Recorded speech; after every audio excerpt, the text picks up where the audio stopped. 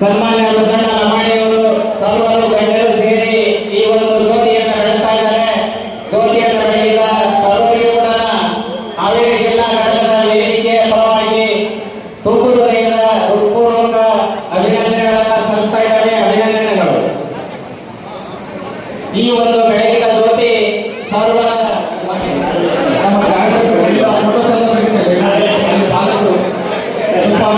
ಮಾಡ್ಕೊಡಿ. ನಾಗಲಕ್ಷ್ಮಿ ಬನ್ನಿ ನಾಗಲಕ್ಷ್ಮಿ ನಾಗಲಕ್ಷ್ಮಿ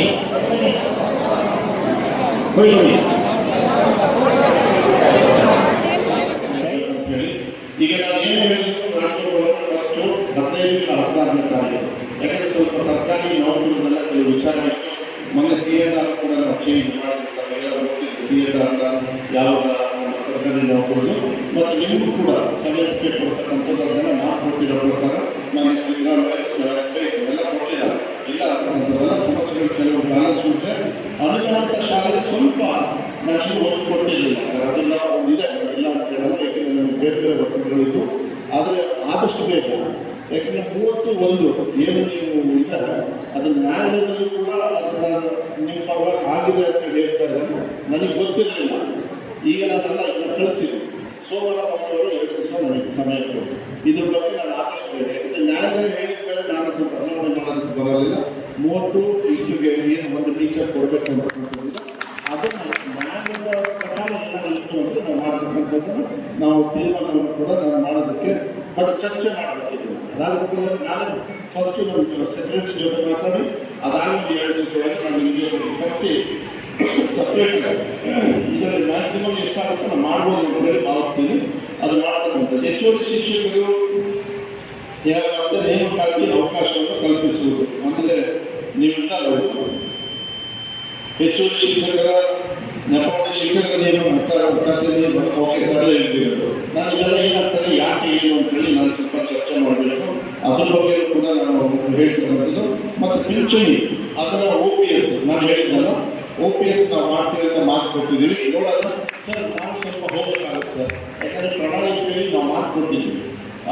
ಇಂಥ ರೀತಿಯಲ್ಲಿ ಮಾತಾಡಬಾರ್ದು ಆದರೆ ಅನಿವಾರ್ಯವಾಗಿ OPS ಅಂತೇಳಿ ಒಂದು ಆಂದೋಲನವನ್ನು ಎಲ್ಲ ಸರ್ಕಾರಿ ನೌಕರರು ನೀವೆಲ್ಲರೂ ಕೂಡ ಮಾಡಿರ್ತಕ್ಕಂಥದ್ದು ನಮ್ಮ ಕಾಂಗ್ರೆಸ್ ಪಕ್ಷ ಯಾವತ್ತೂ ಕೂಡ ಮರೆಯೋದಿಲ್ಲ.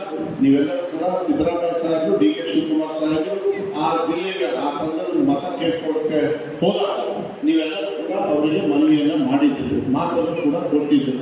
ಅದು ನಿಮ್ಮ ಇದು ನಾನು ಜಾಸ್ತಿ ಅದರ ಬಗ್ಗೆ ಹೆಚ್ಚು ವಿಸ್ತಾರ ಮಾಡೋದಿಲ್ಲ. ಎಲ್ಲ ಒಂದು ರೀತಿಯಲ್ಲಿ ನೀವು ಸಹಕಾರದಿಂದ ನಾವೆಲ್ಲರೂ ಇಲ್ಲಿ ಇಟ್ಕೊಂಡಿದ್ದೀವಿ ಅಂತ ಹೇಳಿದ್ರೆ ಬರಬಾರದು. ಅದರ ಜವಾಬ್ದಾರಿಯನ್ನು ಮಾನ್ಯ ಸಿದ್ದರಾಮಯ್ಯ ಅವರು ನಾವು ಮಾಡ್ತೀವಿ ಅಂತ ಹೇಳಬೇಕಾದ ಅದು ಕ್ಯಾಬಿನೆಟ್ ಕೂಡ ಒಂದು 2 ಸತಿ ಮಾತು ಆಗಿದೆ.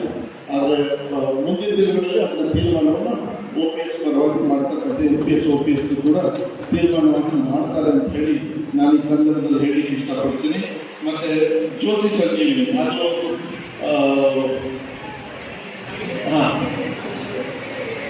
ಬೇರೆ ಸ್ಟೇಟಲ್ಲಿ ಹೇಳಿರಲಿಲ್ಲ. ಓಕೆ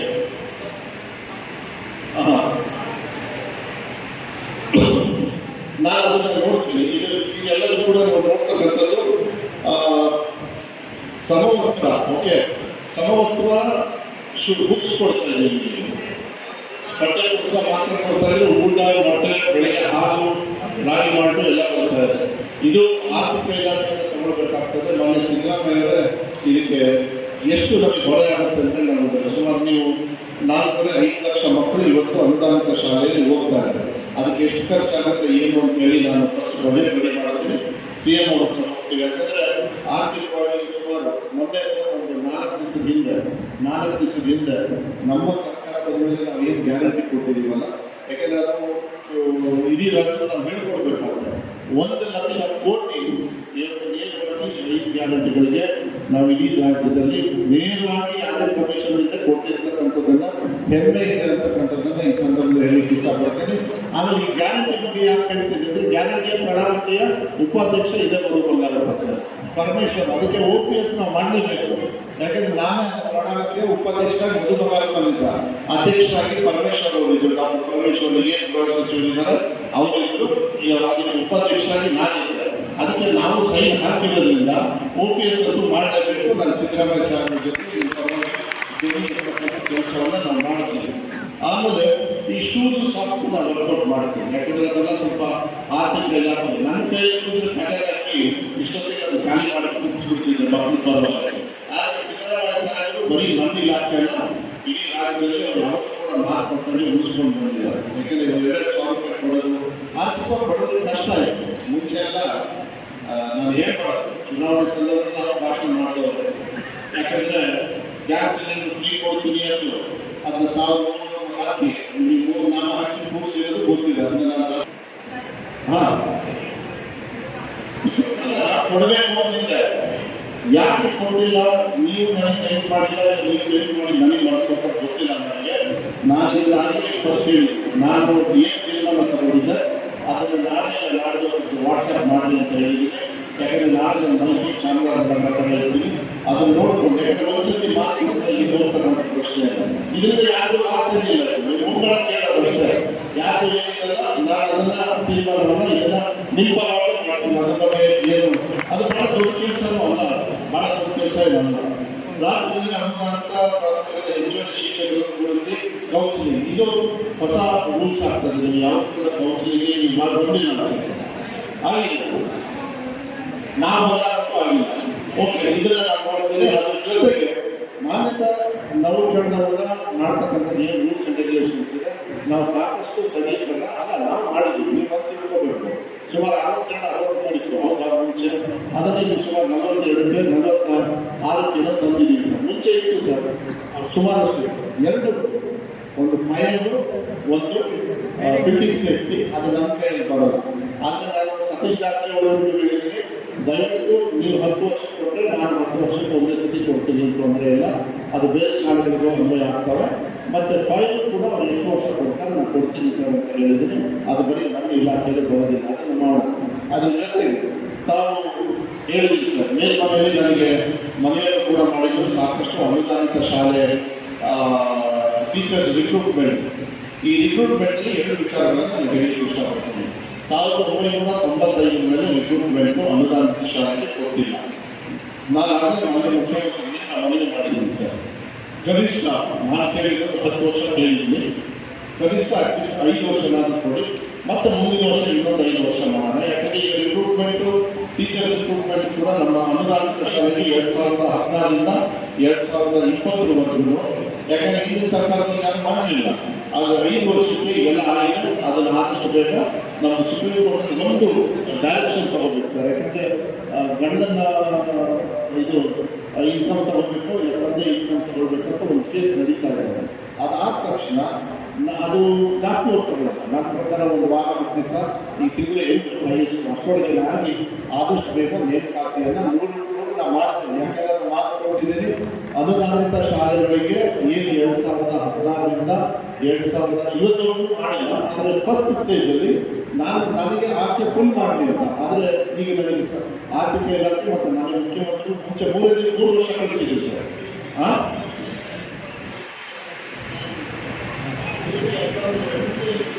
2007 ಪ್ರೈಮರಿ ಅಲ್ಲ, ಓಕೆ.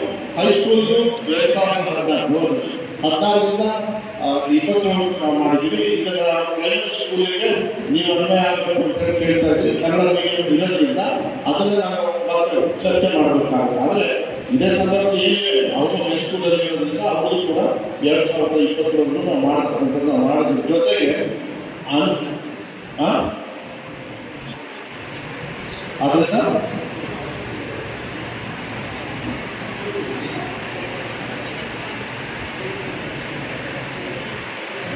ಹದಿನೈದಲ್ಲ 6,000, 13,000 ಸರ್ಕಾರದಲ್ಲೇ ತಗೊಳ್ತಾ ಇದ್ದೀವಿ. ಕಲ್ಯಾಣ ಕರ್ನಾಟಕ ಭಾಗಕ್ಕೆ ಒಂದು 6,000, ಮತ್ತು ನಮ್ಮ ಜನರಲ್ ಕರ್ನಾಟಕದಲ್ಲಿ 6,000 ಬರುತ್ತೆ.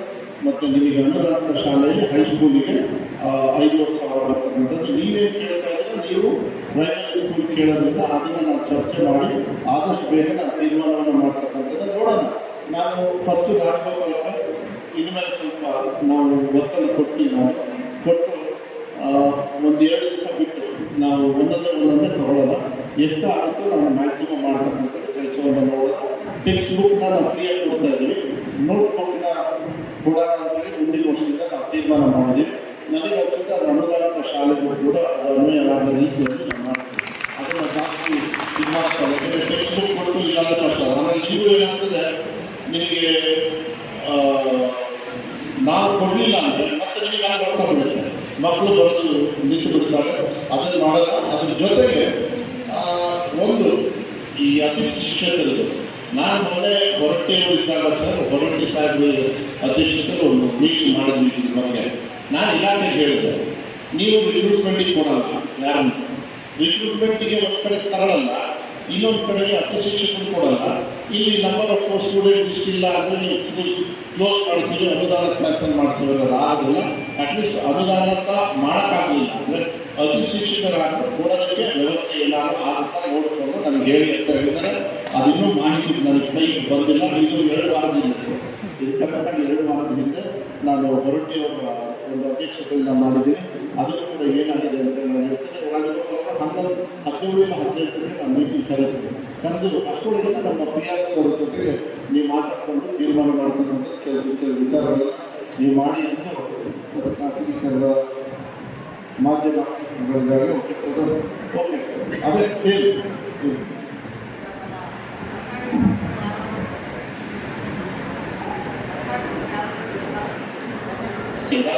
ನಮಗೆ ಸಂಬಂಧಪಟ್ಟ ಕೊಡಲಿಗೆ ಒಪ್ಪಿಕೊಂಡ್ರೆ ಮಾಡತಕ್ಕಂಥ ವ್ಯವಸ್ಥೆಯನ್ನು ನಾವು ಮಾಡೋದು. ಅದನ್ನು ಹೇಳಿ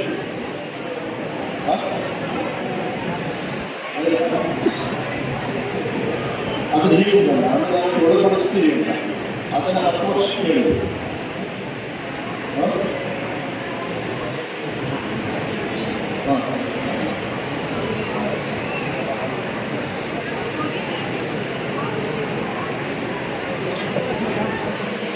ಒಂದೇ ನಿಮಿಷ